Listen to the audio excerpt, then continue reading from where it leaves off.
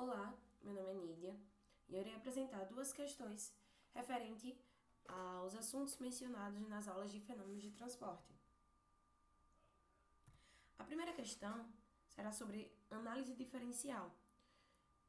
Eu tirei lá do livro de Introdução à Mecânica dos Fluidos do Fox, é a questão 5.6.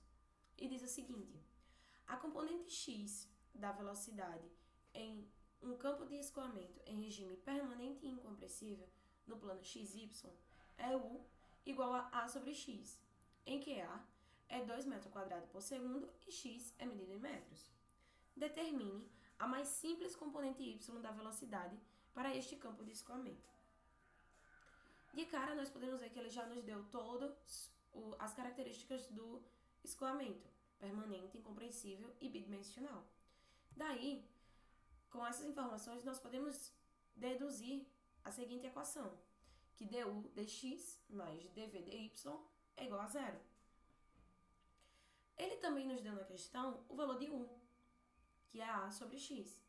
Então, substituindo, nós vamos ter a seguinte relação, que dv dy é igual a menos dA sobre x dx.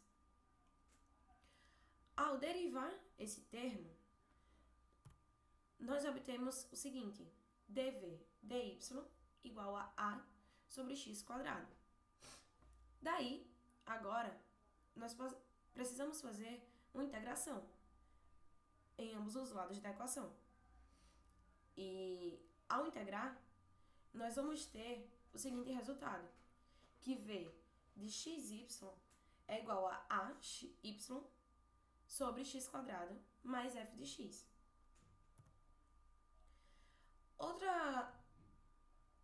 Outra coisa que ele deu na questão também foi o valor de A, que é 2 metros quadrados por segundo.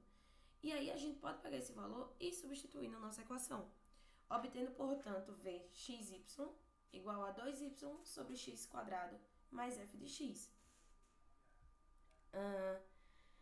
Essa equação ela é básica e ela é válida para o fluxo todo o fluxo constante. E tem infinitas soluções, pois o f de x ele pode ser qualquer valor em função de x. Sendo assim, nós podemos utilizar como a mais simples componente o valor de f de x igual a zero, né? Porque é isso que ele pede na questão. Para determinar a mais simples componente y da velocidade para este campo de escoamento. E aí, ao fazer essa substituição, nós obtemos que Vxy é igual a 2y sobre x quadrado.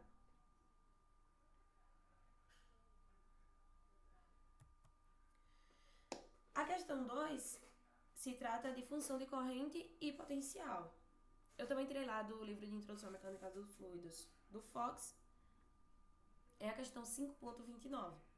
E diz o seguinte: considere um escoamento com as componentes da velocidade u igual a z 3x quadrado menos z quadrado, v igual a zero e w igual a x quadrado menos 3x quadrado. Na letra A ele pergunta: este escoamento é uni, bi ou tridimensional?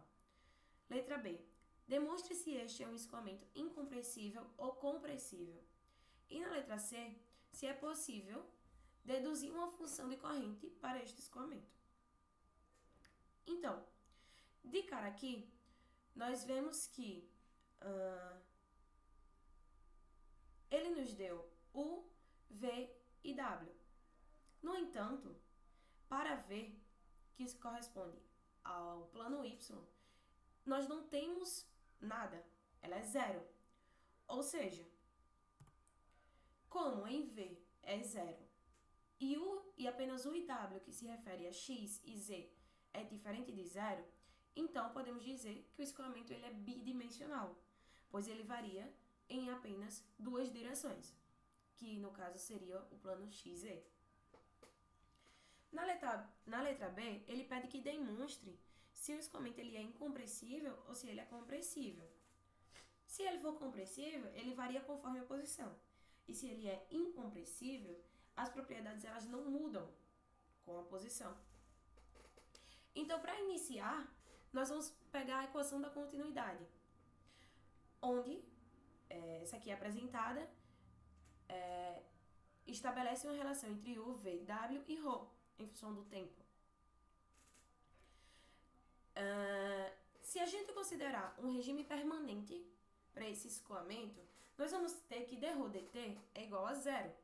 E aí, eliminaremos dρ dt da equação e ficaremos só com dρu sobre dx mais dρv sobre dy mais dρw sobre dz igual a zero.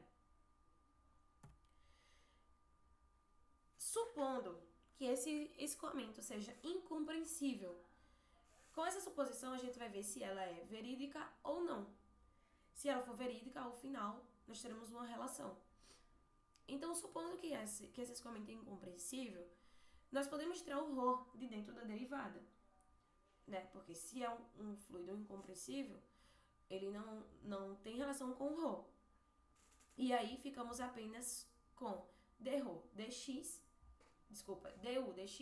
mais dv dy mais dw dz igual a zero. Só que também a gente lembra, como eu já falei, que nós estamos trabalhando apenas no plano xz. Nós não temos nada no plano y, porque v é igual a zero. Ou seja, dv dy é igual a zero. Então, ao anular dv dy, nós ficamos apenas com du dx mais dw dz igual a zero. E aí, fica muito fácil pra gente, porque a gente já tem U e W. E podemos substituir ela naquela equação, achando uma relação de zero igual a zero. Ou seja, satisfaz a equação, né? Nós vamos ter uma relação entre elas e aí comprova a nossa teoria de início que o escoamento é um escoamento incompressível. Na letra C, ele diz que, se possível, deduza uma função de corrente para este escoamento. Então, de início, vamos pegar a definição de função de corrente, que está expressa por essa equação aqui. E aí, como temos o valor de U, né, lembrando que estamos trabalhando no plano xz, então U e W, nós temos os valores, nós vamos substituir o valor de U na equação.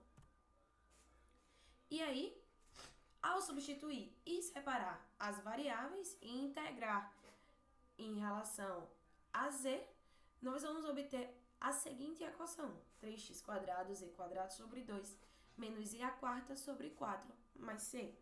Onde c ela é uma constante em relação a z, mas ela também pode ser uma função de x.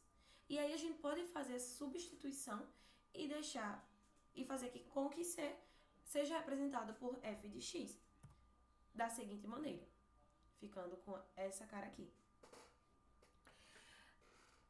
Aí damos uma pausa e vamos agora fazer a definição de função de corrente, só que agora para W, para o plano Z.